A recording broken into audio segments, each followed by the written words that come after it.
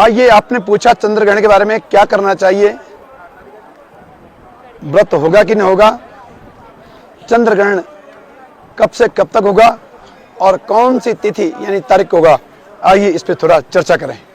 आपको बताएं, चंद्र ग्रहण 8 नवंबर 2022 को संपूर्ण भारत में दिखाई देगा। खग्रास चंद्र ग्रहण है। यदि भी भारत में खग्रास नहीं दिखाई देगा, चंद्र ग्रहण अमेरिका, ऑस्ट्रेलिया और एशिया होता हुआ प्रशांत महासागर और तत्पश्चात भारत में प्रवेश करेगा। यद्यपि खग्रास चंद्र ग्रहण है, तथापि भारत के किसी भी क्षेत्र में खग्रास नहीं दिखेगा। उत्तर पूर्व नॉर्थ ईस्ट यानी अरुणाचल, ईटानगर इस तरफ खग्रास छूटता हुआ दिखेगा। जैसे ही आगे की ओर चंद्र बढ़ेगा, खग्रास छूटता छूटता छूटता दिखेगा। लगभग पूरे भारतवर्ष में चंद्र ग्रहण दिखेगा। ग्रस्तोदित यानी ग्रस्त हुआ चंद्रमा हमें दिखेगा। और ये भारत के पड़ोसी देश जैसे पाकिस्तान, अफगानिस्तान, उज्बेकिस्तान और रूस का उत्तरी भाग, यहाँ ग्रस्त उदित चंद्रमा और यहीं ग्रहण छूटता हुआ दिखेगा। संपूर्ण चंद्र ग्रहण होने के बाद भी भारत में कम है। यह ग्रहण दिन में 2:39 पर प्रारंभ होगा चंद्रमा पर और 6:20 सायंकाल शाम को यह ग्रहण चंद्रमा से विलग हो जाएगा, अलग हो जाएगा। जहाँ तक सूतक पातक की बात होती है, सर्वप्रथम क्योंकि भारत में चंद्रमा का उदय शाम को 5:20 पे होगा, जैसे ही चंद्रोदय होगा वैसे ही ग्रहण का प्रारंभ देखेगा। सूतक इससे 9 घंटे पूर्व होगा।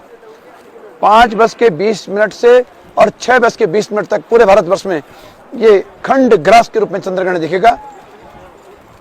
खग्रास अगर कोई देखना चाहे तो कन्नड़ा, पूर्ण खग्रास कन्नड़ा में ग्रहण दिखेगा। भारत में खंड ग्रास के रूप में दिखेगा। और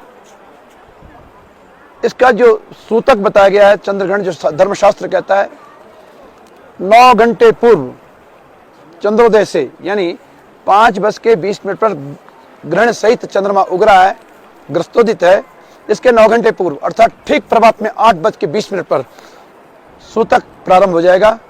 भारतवर्ष के मंदिर बंद हो जाएंगे और ग्रहण के जो पर्व का है, इस पर्व काल में यदि कोई जप करता है, तप करता है, गंगा स्नान करता है, तो इससे अनंताय प्रकृति, अनंत फल इसका बताया गया। किंतु मंदिर नहीं खोले जाएंगे, मूर्ति का स्थान नहीं होगा, मूर्ति स्पर्श नहीं होगी। एक भारतीय परंपरा है। साथ ही गर्भवती स्त्रियां ग्रहण न देखे। कभी कभी देखा गया है कि पैदा होने वाला बच्चा ग्रहण ग्रस्त होता है। इससे बचना चाहिए, भोजन से बचना चाहिए, भोजन न हो। साथ ही जैसे हमने बताया, जप का तो अति महत्व है, लेकिन कुछ पदार्थ जैसे हमारे पास दूध रहता है, जैसे हमारे पास अचार है जिसे हम बाहर नहीं कर सकते, गीला पकवान है, इसमें कुश डाल लेना चाहिए। कुश में अमृतत्व है। वृद्ध रोगा तुरैर बिना, ग्रहण काल में यानी प्रभात 8:20 सूतक काल से लेकर सायंकाल तक मौसम ग्रहण का होगा। कहने का भाव कि वातावरण दूषित होता है, चंद्रमा की जो सीधी किरणें हम तक आती हैं, अमृतत्व होता है। कार्तिक पूर्णिमा है, वो हम तक पहुंचेगी नहीं, अमृतत्व नहीं हो पाएगा। इसलिए भोजन से बचें। वृद्ध रोगा तुरैर बिना, कुछ लोगों के लिए छूट है। वृद्ध, रोगी, बालक, आतुर यानी जो नहीं रह सकता है उसके लिए। फिर भी आपसे निवेदन है, आप दवा खाते हैं तो कम से कम 1:30 जब चंद्रमा मलिन होना प्रारंभ हो जाएगा, ग्रहण का प्रभाव प्रारंभ हो गया, तो 1:30 से पहले आप जो बहुत आवश्यक रूप में जिन्हें खाना होता है, भोजन करना होता है, वो 1:30 के बाद वो भी नहीं करें, उसके पूर्व कर दें। बाकी जो रह सकते हैं वो रहें। और साथ ही आपने पूछा पूर्णमासी का व्रत ग्रहण के दिन कैसे करें, आपसे बताएं इस बार बड़ी सुविधा हुई है कि इस ग्रहण में पूर्णिमा व्रत के लिए है ही नहीं 8 तारीख को, ये 7 तारीख को ही है, यानी पहले दिन पूर्णिमा का व्रत हो जाएगा। 7 नवंबर को ग्रहण 8 को है। बस यही सूचना हम आपको देना चाहते थे। और धर्म कृत्य शास्त्रों में जो लिखा है उसका अनुपालन, धर्मो रक्षति रक्षता, हम धर्म का पालन करेंगे तो धर्म हमारी रक्षा करता है, इसलिए धर्मशास्त्र का अनुपालन करना चाहिए। और सारे देश और दुनिया के लिए, इस देश ने ही, इस भारतवर्ष ने ही ग्रहण बताया, छादय तर्कमिंदुर विधुम भूमिभा छादय छाद्यमान्य के खंडम करूं। जो लोग कनाडा में बैठ के ग्रहण देखेंगे तो जब चंद्र ग्रहण होता है तो पूरा का पूरा चंद्रमा ग्रसित हो जाता है। चंद्रमा का रंग जैसे गौमूत्र, गाय का गौमूत्र, इस प्रकार का चंद्रमा हो जाता है।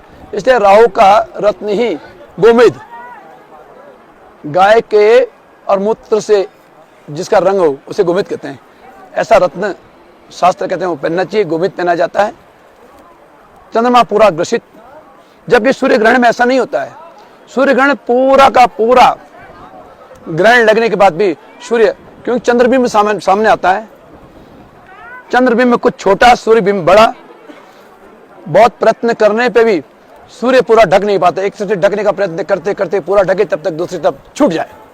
कहने के बाद चंद्रबिंब छोटा, सूर्यबिंब बड़ा, इसलिए छादय तर्कमिंदुर विधुम भूमिभा छादय छाद्य मानक के खंडम कुरु, ऐसा हमने शास्त्रों में पढ़ा है, ऐसा हमने लागव या सूर्य सिद्धांत में पढ़ा है।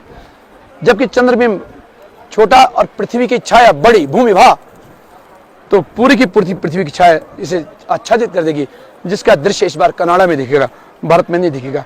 यहाँ जितना दिखने वाला है खंडग्रास के रूप में। खैर, शास्त्रों की बात थी।